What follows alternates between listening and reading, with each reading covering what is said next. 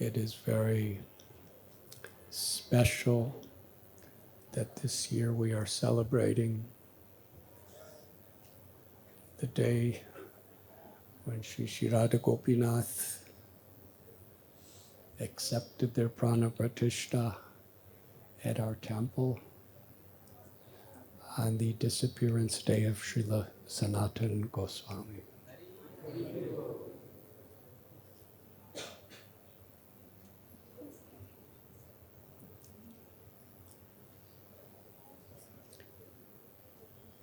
In Krishna's, could everyone hear? In Krishna's eternal home of Vrindavan, the first original temple that is still present today was built by Srila Sanatana Goswami.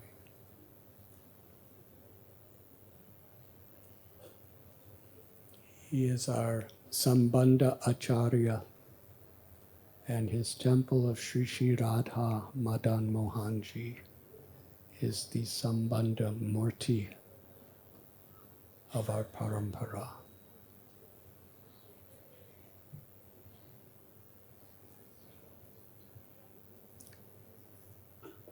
As the elder brother and guru of Sri Rupa Goswami, he taught us, and Sri Chaitanya Mahaprabhu arranged it in such a way that his life, his story, is the precedent in which our parampara is built.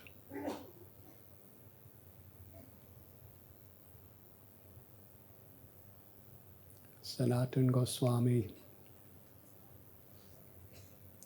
was from a very highly learned, prestigious Brahmin family. But due to circumstances, he had to serve the government in a situation where he was declared to be an outcast. In the process, he became very wealthy, very powerful, very famous, and most learned. But he and Sri Rupa Goswami, at the time, they were praying, crying, to engage all of their Krishna-given talents in Sri Sri Radha Madan Mohan's service.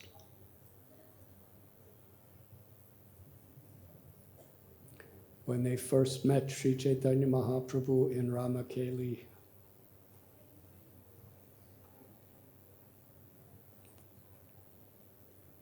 they did not approach as prime ministers, which they were. They did not approach as billionaires, which they were. They did not approach as great learned scholars, which they were. They approached as the most fallen, with straw between their teeth, falling in the dust of the ground. Sri Chaitanya Mahaprabhu lifted them up and said, "Your humility is breaking my heart."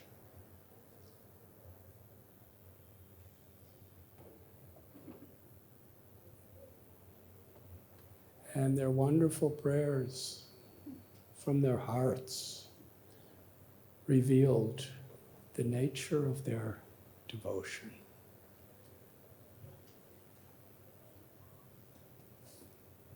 And Sri Chaitanya Mahaprabhu later told his devotees in Jagannath Puri that when I saw the humility and the surrender of these two devotees, I personally empowered them with my own love and devotion.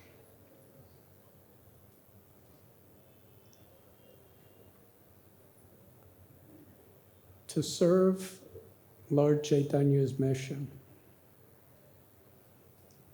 Sanatana Goswami was willing to go from his magnificent palace to a prison dungeon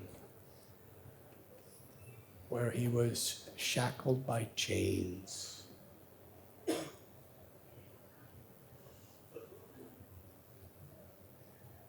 And with the help of his brother and his own good intelligence, he managed to escape.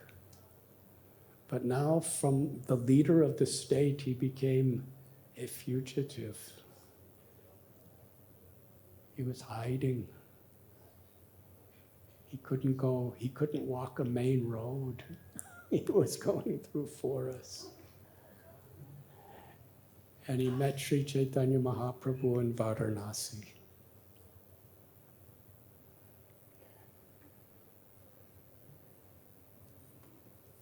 Sanatana Goswami approached Lord Chaitanya Mahaprabhu. People consider me a great learned scholar, but I do not know who I am. Nor do I know why I'm suffering. I don't know where I'm coming from or where I'm going or what I'm to do or not to do. Please instruct me.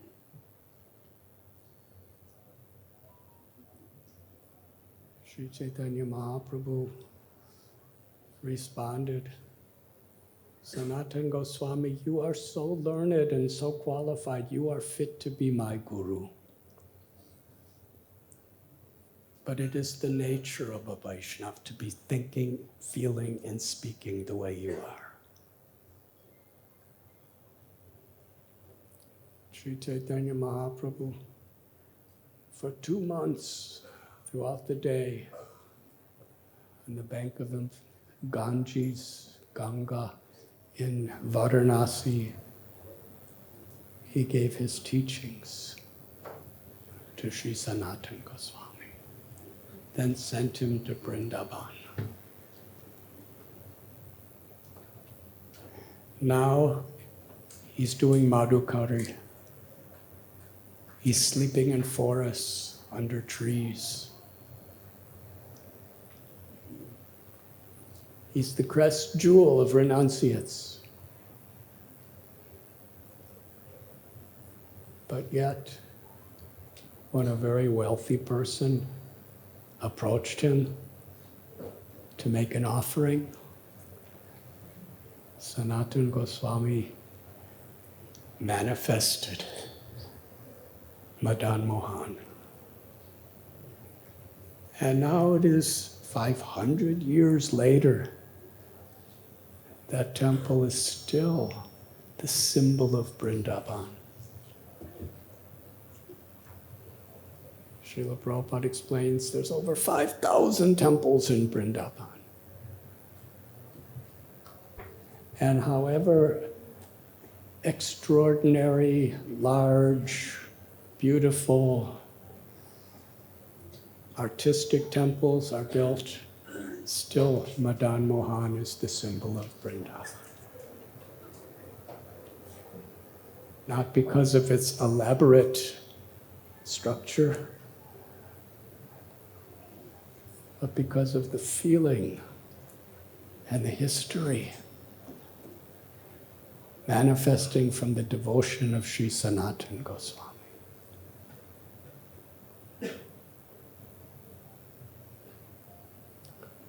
Madan Mohan, he would feed him with the simplest bhati, some little ball of coarse wheat mixed with Yamuna water put in fire under a tree. And then the beautiful temple manifested.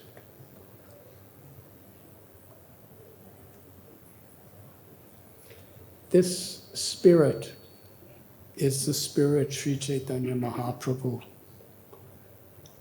has entrusted us with. each and every one of us.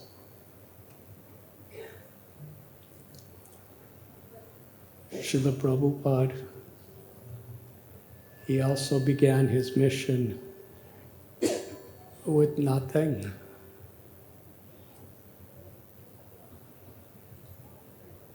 And now we see there are hundreds of beautiful temples, tens and thousands of temples in people's homes. Incredible projects, millions of devotees, hundreds of millions of books distributed. But still, Srila Prabhupada would say, it is all by the mercy of my Guru Maharaj, Srila Bhakti Siddhanta Saraswati Thakur Prabhupada. And Srila Prabhupada would turn, even in the 1960s, early 70s, when his devotees didn't really know all that much about what is available to us now. He gave all credit to his disciples. It is all due to you, because you are assisting me in my service to my Guru Maharaj.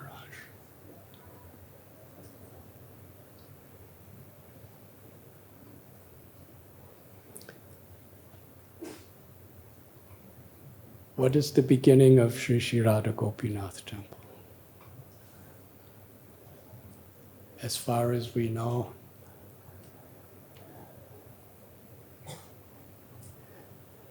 in this temple room, one evening we were celebrating Ram Navami, the appearance day of Lord Ramchandra.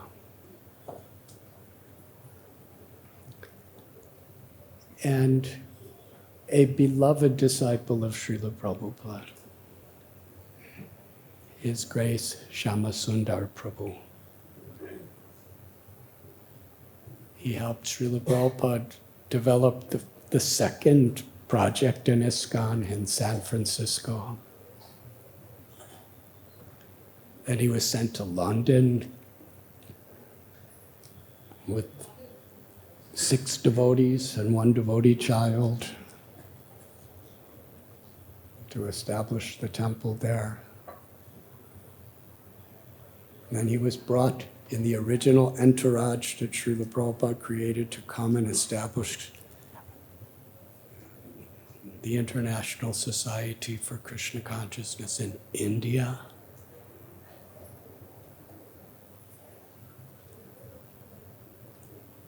He was main organizer for the Cross Maidan Pandal program, which was the first time that Srila Prabhupada was actually speaking to large groups of people from India. He was also Srila Prabhupada's personal secretary for several years. So on this day in this room, he was invited to speak something to all the devotees. The temple was not quite as crowded as it is today, because we didn't have so many devotees at that time.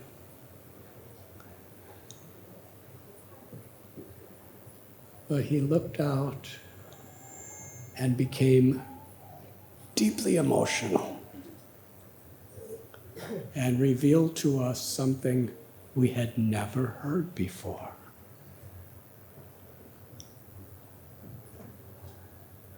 How we came to this place. Radharani and Gopinath know.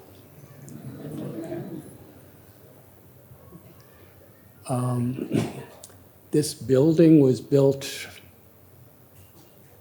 at the latter part of the 19th century, around 1890s, as an orphanage.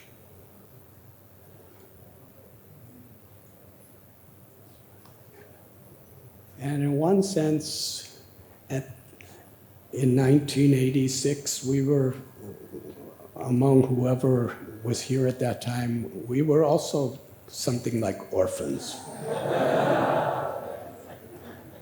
So it seemed like Krishna had a master plan. It was the appropriate place for us to go. And at that time, Srinathji Prabhu and Maitali Devi, Maitali Priya Devi, they were taking care of the orphans by just coming and having some kirtans and giving some prasad on a regular basis. So nobody could have ever imagined, but somehow or other, through that one small room in the ground floor, it was actually one half of the room where the parta, the rear half of the parta, was all we had. And there were just a few devotees and a few congregation.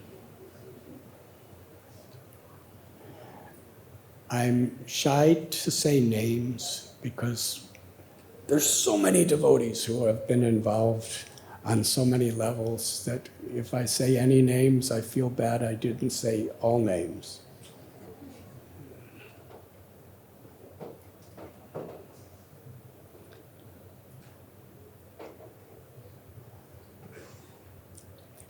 But there were just a few people living there and a few congregation people around.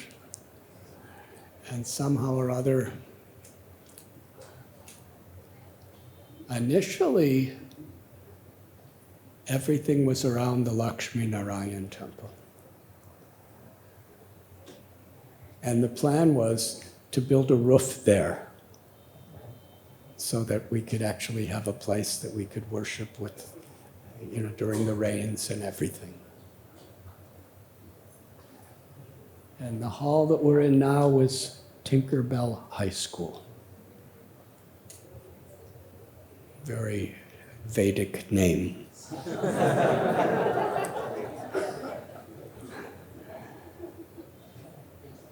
And there was Bola's classes and my own coaching classes, and there was a Ayurvedic pharmacy, and there was Camel brand stocking manufacturer.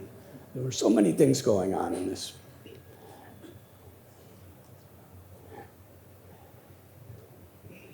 This room was divided into 4 sections for 4 classrooms. And somehow or other, instead of Lakshmi Narayan, we decided, let us, before school starts, have our morning program on this side. And at that time, where the altar is, that was the end of the building. The room was 1/3 smaller than it is now. And in the backside, before the classes of Tinkerbell started, there was an international yoga studio. It was the Bombay division of Iyengar Yoga. And they had these chains coming from the walls where they would be hanging upside down doing asanas while we're in the front side chanting japa. In one sense, that was the front side, if we were the back, actually. And we'd have kirtan and japa and Srimad Bhagavatam class. We'd move the desks aside, and that's how we started. And we never thought we were thinking, will we ever have anything more? There was no conception that we'd stay here, actually.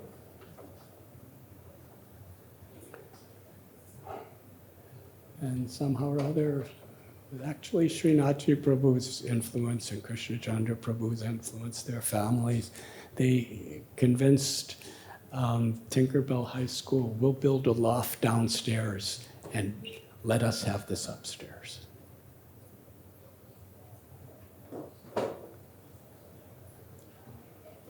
And this room was very much, because It was owned by the orphanage, and 95% of the project was just occupied by other people, so nobody invested anything.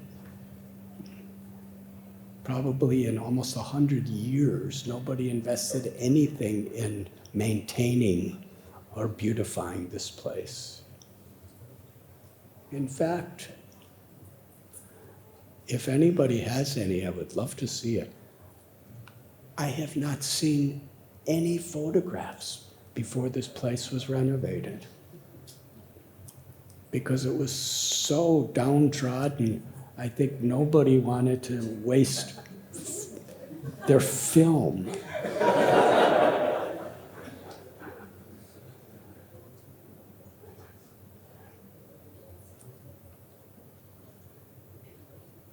And then I would be here about 10 or 11 months a year. And I went back to the West one summer. And I came back, and there were deities.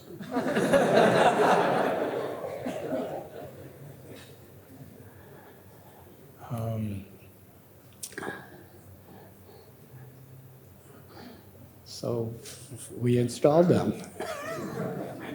And they were given the name Radha Gopinath.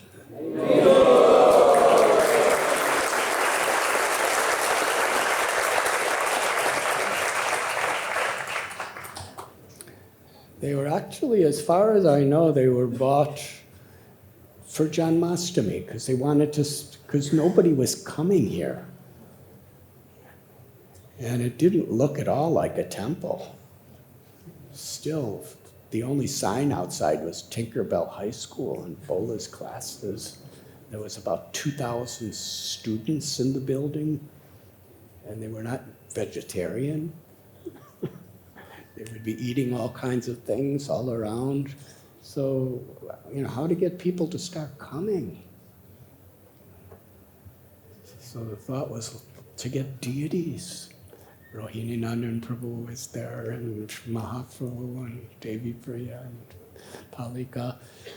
So the deities, what I was explained when I came, they just brought them here for Janmashtami to see if they can get people to come. And it was decided, let's keep them here. And they were installed and everything. And now we're at a Gopinath temple. And nobody knew anything about deity worship. I was a pujari, but my knowledge was quite outdated because it was quite long before. But that's how we began. And gradually, at the beginning of Radha Gopinath Temple, we'd come here on Sundays, a very small congregation. And every Friday we would be at Prabhu and Palika's house in Carr Road. The whole community would meet there every Friday. And every other day of the week we would have a program at somebody's house in the evening.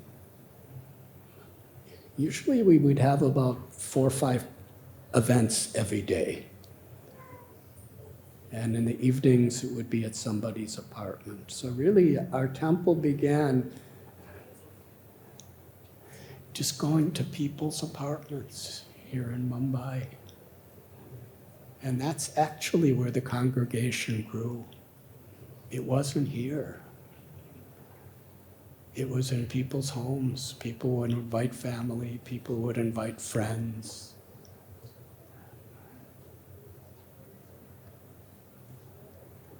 And in those younger days, we'd get back, whoever was out preaching, there was a few, we'd get back around midnight every night. Then we'd come for the morning program.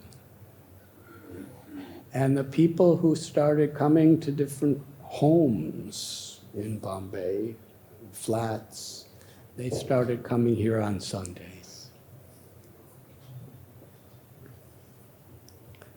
And gradually, when there was more interest, actually from the beginning, it was going to people's homes and going to colleges. That was Radha Gopinath Temple. Lectures in colleges, cultivating college students, going flat to flat to flat.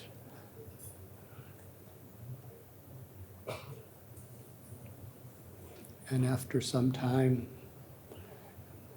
a wonderful community came. And it was built on the principle which in the early stages was extremely challenging.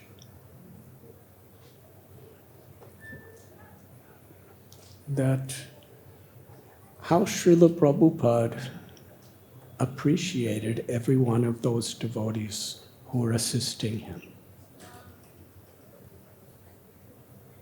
He considered every one of his followers as representatives of his Guru Maharaj. And he was giving all credit to the devotees and to his Guru Maharaj. That spirit is actually, as far as I could see, the only qualification that any of us have for developing anything.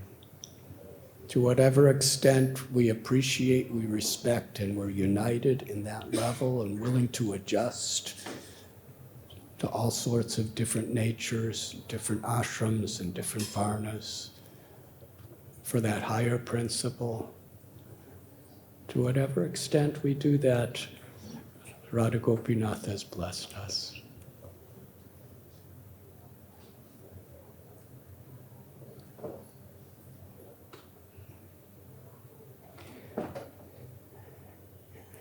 Gradually, at the beginning, there were some medical students, and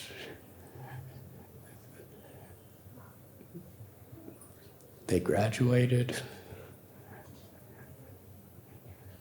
They got married. I remember Dwarkadish Prabhu and Madhavananda Prabhu, Vishwarup Prabhu, Giriraj Prabhu, Vaishnav Seva Prabhu, and then a little later, Kalindi and Kishori and Vrindavan Rani and Vishaka Priya and Shamarani, and they were married. Initially, they all wanted to be brahmacharis.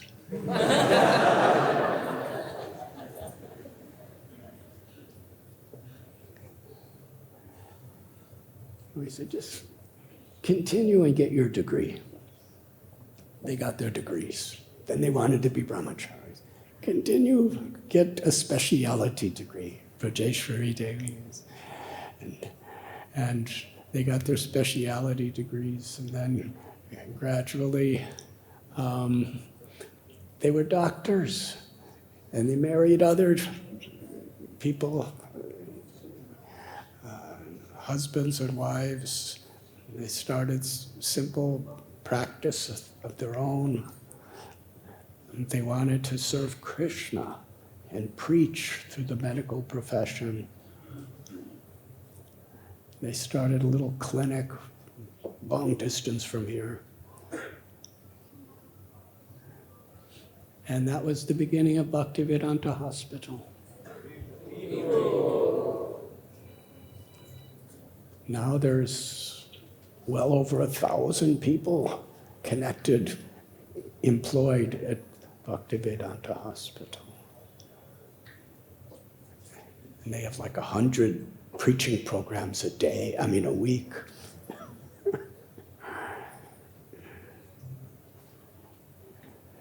And little by little, so many other temples, Krishnananda Prabhu and Radhesham Prabhu went to Pune, Vrindavan Prabhu.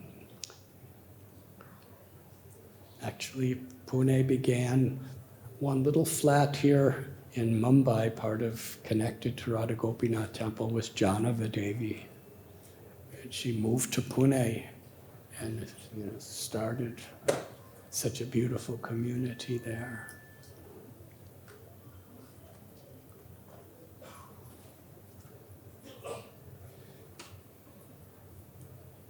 So how is it? We were here at this orphanage, and gradually, little by little, developing it into a whole community and a temple with installed deities. And gradually, with so many satellites and so many other temples connected to it, and more recently, Govardhan Eco Village. Devotees all over the world who are coming from these temples. But it was revealed to us by Shama Sundar on Ram Navami that night. He was looking out at everybody and became very emotional. And said in I believe it was 72, when he was Srila Prabhupada's secretary, and Prabhupada was spending a lot of time traveling in India. Srila Prabhupada gave a lecture at Bharatiya Vidya Bhavan on K.M. Munshi Marg, which is, when there's no traffic, it's about 1.5 minute walk. And there's a recording of that lecture. There were some dignitaries there. Srila Prabhupada was honoring them.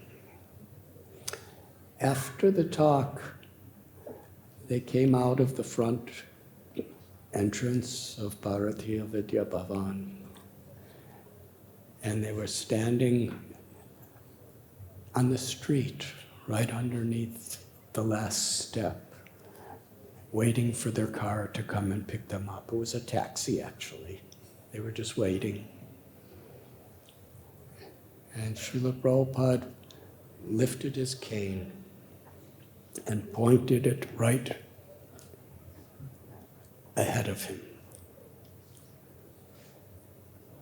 And he said to Sham Sundar and the other devotees, "We should have a temple here."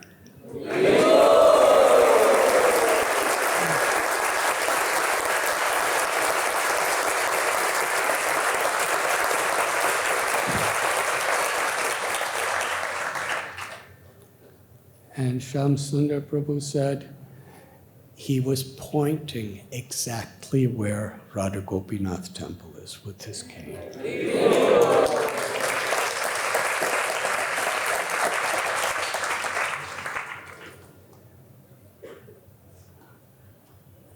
We didn't know that, but Srimati Radharani and Gopinath knew that.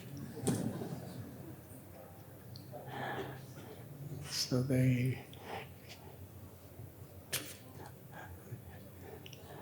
when Hiranyakashipu asked Prahlad Maharaj, "Is your God in this pillar?" He said, "Yes." And Srila Prabhupada explained, to preserve the word of Prahlad Maharaj, Narsinga Dev incarnated from that pillar. To preserve Srila Prabhupada's prophecy, Radha Gopinath orchestrated, and we're all little puppets.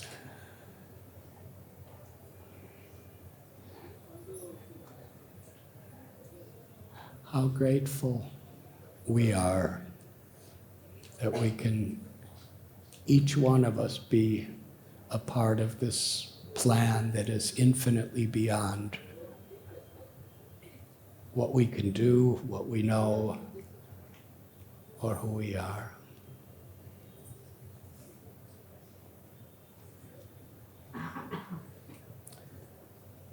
this festival is an opportunity to be grateful.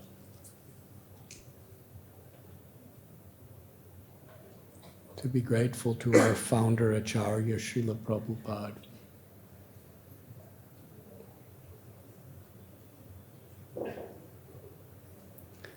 I was speaking to the Brahmocharis a few days ago. How many of your parents or grandparents ever heard of Srila Rupa Goswami?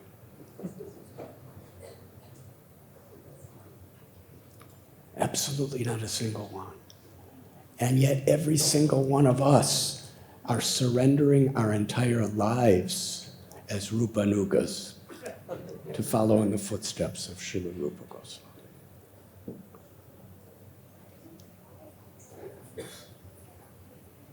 That is Srila Prabhupada's great divine grace upon us.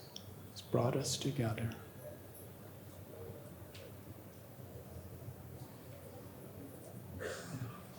And when we remember those early devotees that assisted Srila Prabhupada in starting this mission, how grateful we should be. That's the quality of a Vaishnava. And within our own community, those who were before us or along with us, who engaged in such valuable devotional service, whether it be big or small, the value is in the sincerity of the service. How grateful we should be. And sometimes we think that it's necessary for us to be grateful to the previous acharyas and the previous devotees who laid the groundwork to develop the communities we're in. But that's incomplete unless we're grateful to all those who are with us today. Because the devotees who are on whatever level dedicated to serving today, they are maintaining and sustaining what Srila Prabhupada had given his life to give us.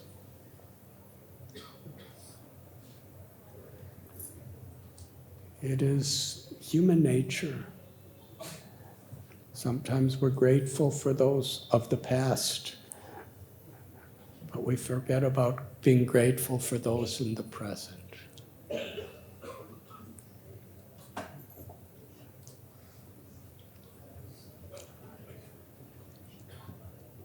In Srila Prabhupada's own words, you can show your love for me by how you cooperate with one another. Cooperation means to honor and appreciate and respect each other. That forms community.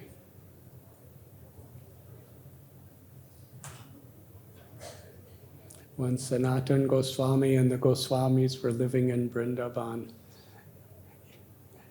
they would regularly meet.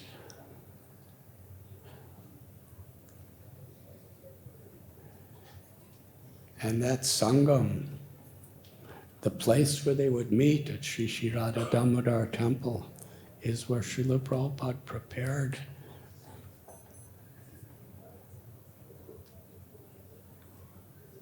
to serve his Guru Maharaj with a worldwide movement. So Vaishnav Sangam is at the very heart of Lord Chaitanya Mahaprabhu's mission.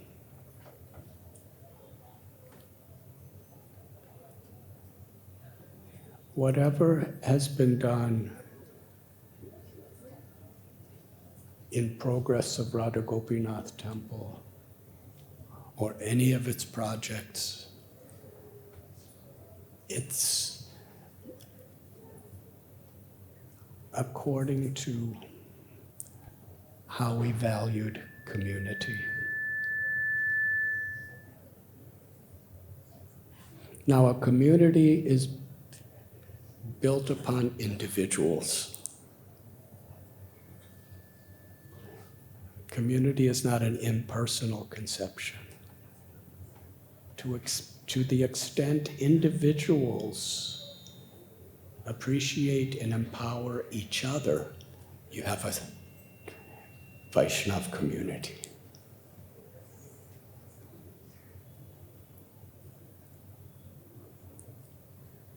Where brahmacharis are taught that the grihastas, they are so empowered.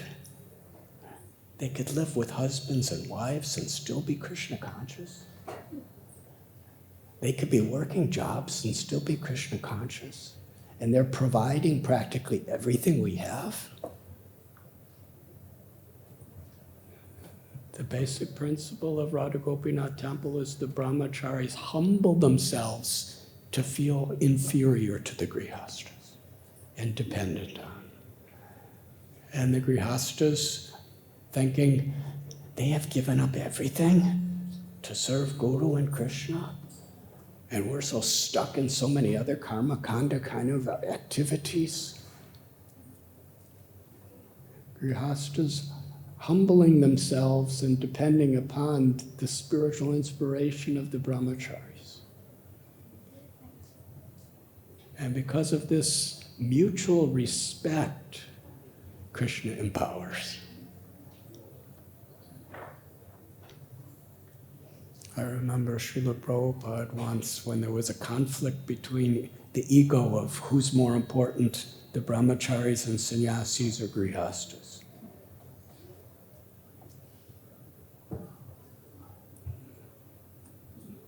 Srila Prabhupada said Gadadhar Pandit was a brahmachari. Nityananda Prabhu was a grihasta. Srila Rupa Goswami's a brahmachari. Advaitacharya is a grihasta. Swarup Damodar Goswami's a sannyasi. Srivas Pandit is a grihasta. Who's better?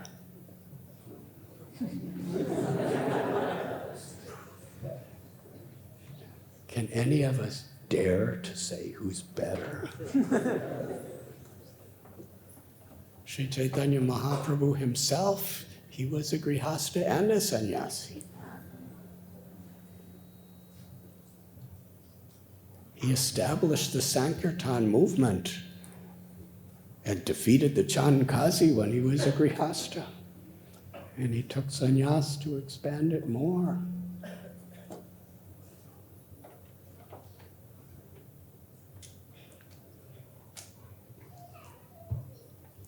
Kolavecha Sridhar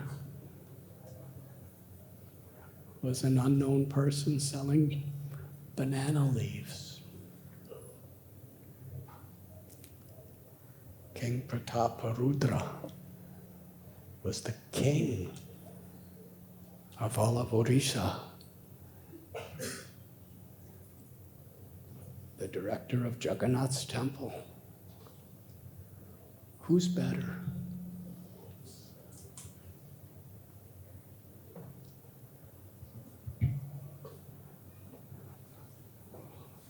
When devotees humble themselves with a grateful heart to appreciate the contributions of others, then we have a community that where individuals empower each other.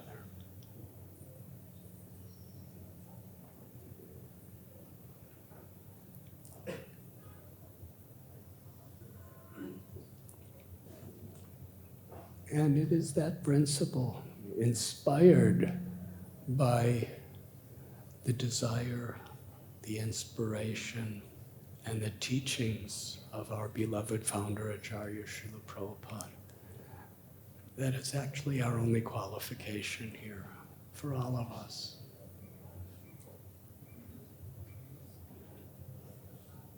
And Shri Radha Gopinath are manifesting themselves eternally as being more and more beautiful and merciful at every moment.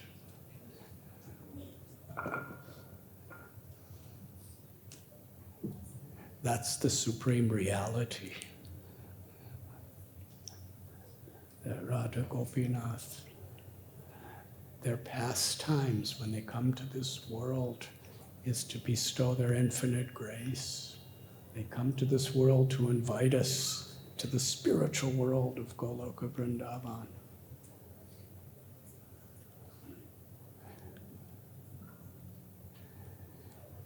And we are all being given the opportunity to be a part of that pastime.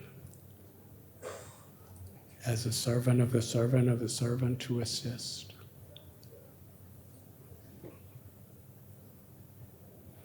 The basis of Radha Gopinath Temple from the beginning has always been to help each other to be enthusiastic to chant the holy names of the Lord.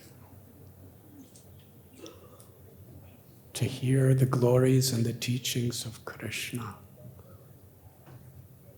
To serve one another and to share these principles with as many people as possible.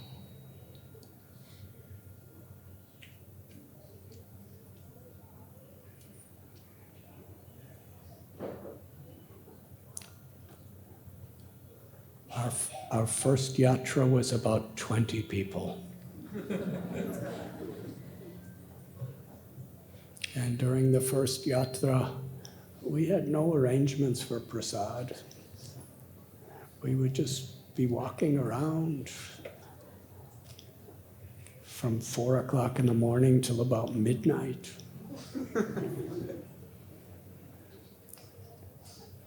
And wherever we were at lunchtime, when we thought about it, devotees would just do some madhukari.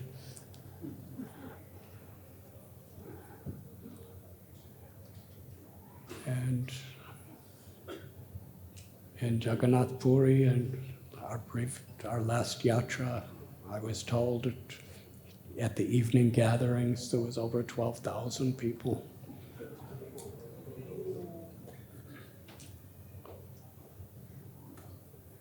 And in one sense, devotees are thinking, it was so nice when there was 20 people.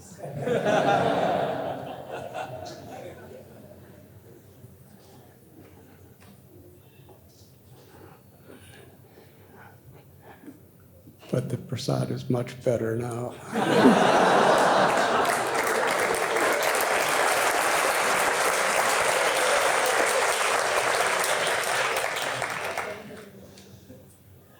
It's so nice when there's tens and thousands of people. What makes it nice? What makes it nice is Krishna's pleased. We may be thinking it was nice because it was intimate, or it's nice because now instead of 20 people chanting, there's tens and thousands of people chanting. But actually what's nice is that Radha Gopinath are pleased. And if we're sincere,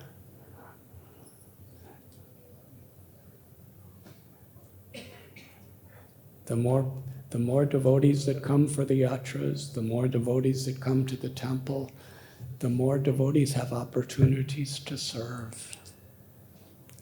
And when we're united in our service, and we're finding joy in seeing other people getting benefit, that's what makes it nice. To take ourselves out of the center of how we value what happiness is. And put Sri Sri Radha Gopinath in the center. What gives them pleasure? I've quoted many times. Once, Srila Prabhupada was sitting in the United States of America in Los Angeles, California. And he had a very, very beautiful room that he was staying. And he said to one devotee, "Do you remember my little room in Radha Damodar temple?" And in those days, it was still like an earthen floor.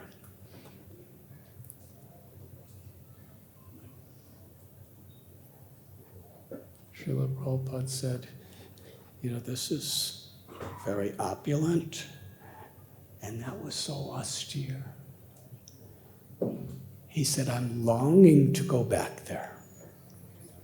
But for me to go back there would be sense gratification. Because I could better serve here."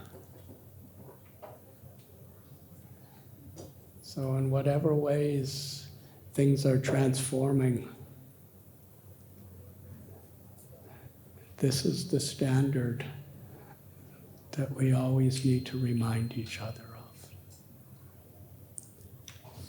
The value is to whatever extent we're pleasing our gurus, pleasing Srila Prabhupada, and pleasing Sri Sri Radha Gopinath.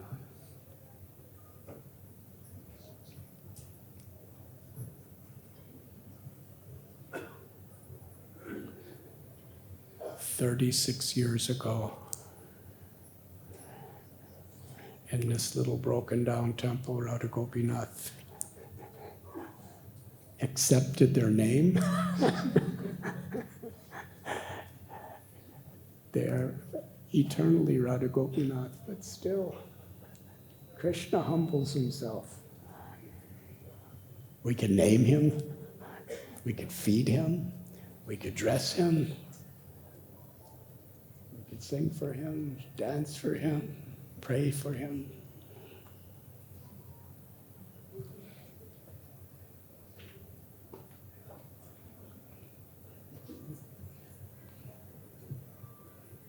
And we've come to help each other as a community, to please them. Thank you very much.